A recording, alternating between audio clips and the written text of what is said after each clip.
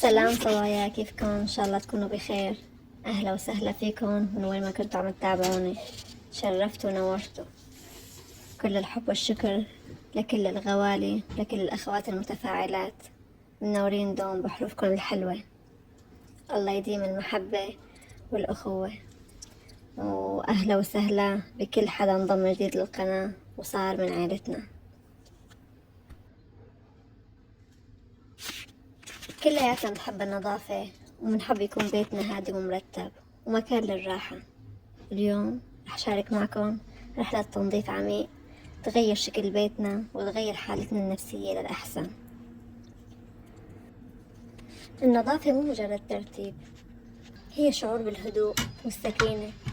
لما بيتك بيكون نظيف عقلك من جوا بيكون صافي بدون أي ضغط أو شعور مزعج أو مشاعر سلبية. ومثل ما بنعرف النظافة من الإيمان، فالترتيب بحد ذاته راحة نفسية. لما بيكون كل شي مرتب وبمكانه بحس عقلي مرتاح، كل قطعة بتنحط بمكانها الصح. التنظيف العميق غالبا بيكون نوع من الأنواع العناية بالنفس. أنا بهتم ببيتي لترتاح نفسيتي، وغالبا طاقة البيت بتتغير، بصير البيت مريح أكتر سبحان الله ومفعم بالإيجابية. وانتوا بتلاحظوا هالشي بعد تنظيف البيت، بتحسوا مشاعركم بتتغير.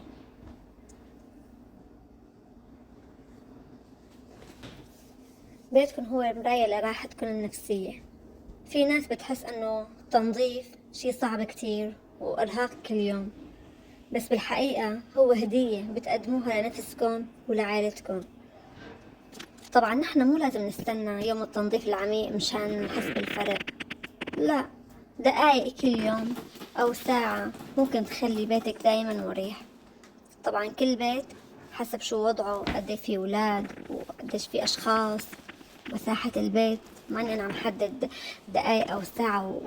بالمجمل كل بيت وإله وقته، كل بيت إله روتينه. فنحن كنا بنحاول نحافظ على النظافة أول بأول، نوفر على حالنا تعب كبير بالآخر. لما رح يصير في تراكم إجباري رح يصير في شغل أكتر وناخد وقت أكتر وتعب. البيوت النظيفة ما بس بتمنع انتشار الجراثيم بالمكان، كمان بتمنع انتشار الطاقة السلبية. فلما بتكون الغرفة اللي انتوا قاعدين فيها فوضى أو البيت كله فوضى، العقل كمان بيكون فوضى. ترتيب المكان بيساعد على ترتيب الأفكار. والنظافة غالبا بتكون طريقة لتهدئة الأعصاب. نحن لما ننظف ونعزل البيت مو مشان نرضي أي حدا، نحن عم ننظف وعم نقوم بهالشي لأنه نحن نستحق أنه نعيش في بيئة صحية وإيجابية نحن وأطفالنا. بيتنا هو ملجأنا. خليكم متأكدين أنكم أنتوا عم تخلقوا وتجهزوا لنفسكم ولعائلتكم ملجأ بيستحق كل لحظة راحة وسعادة.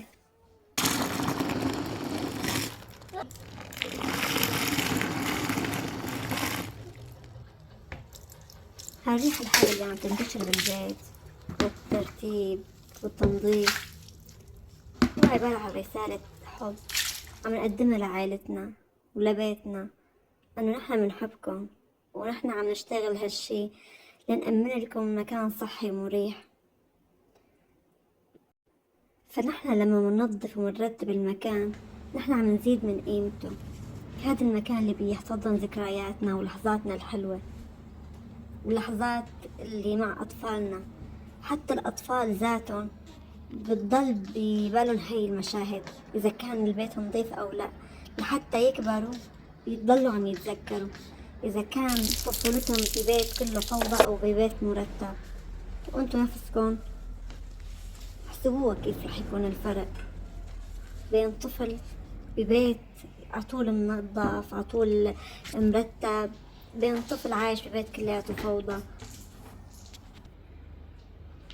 قد إيه حلو شعور الإنجاز بعد ما تخلصوا شغل البيت وكل شي نظيف وعم يلمع والريحة الحلوة عم تفوح بكل مكان. هاد لحاله شعور لا يوصف وبيعطيكم دفعة إيجابية رهيبة. وشيلكم من الكلام اللي عم نسمعه كتير هالأيام وصاير مثل ترند، إنه أنا مو خدامة وأنا مو شغالة ومو مجبورة. لا، انتي ملكة وسيدة هالبيت، انتي عم تشتغلي وترتبي بحب لأنه ما نجبر. انتي زوجة، انتي أم، انتي بنت عم تساعدي أمك وتفرح فيكي صرتي صبية ومسؤولة.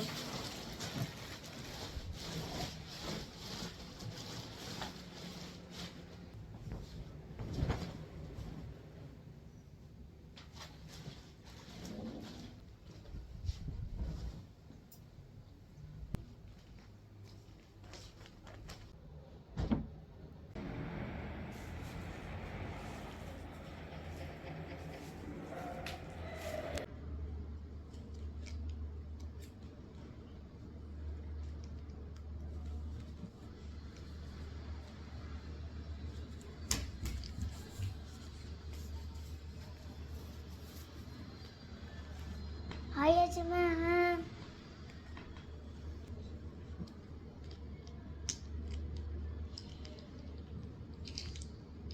جماعة شو عملت؟ حسبوي هون